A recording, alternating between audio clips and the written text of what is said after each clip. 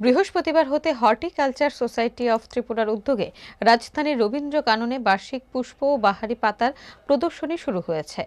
এই প্রদর্শনী চলবে ২৬শে জানুয়ারি পর্যন্ত। এদিন সন্ধ্যায় রবীন্দ্র কাননে এর উদ্বোধন করলেন অর্থমন্ত্রী প্রণজিৎ সিংহ রায় ও সাংসদ রাজীব ভট্টাচার্য। এই রাজ্যের একটা সময়ে, আমি ২০১৮ সাল আগে কথা বলছি, যে আমি তখন এগ্রিকালচার মিনিস্টার থাকার কারণে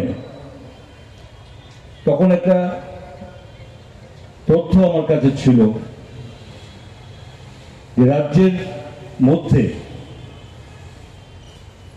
বহু কোটি টাকার ফুল রাজ্যের বাইরে থেকে আমদানি করত। সময়ের সঙ্গে সঙ্গে ফুলের শোভা সৌন্দর্য বৃদ্ধি নয় এবং ফুলকে প্রতিটি সামাজিক কার্যকলাপের সঙ্গে যুক্ত হয়।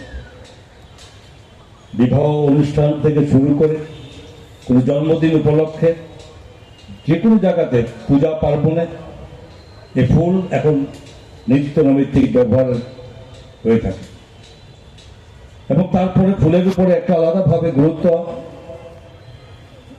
এই এগ্রিকালচার ডিপার্টমেন্ট হর্টিকালচার উদ্যোগে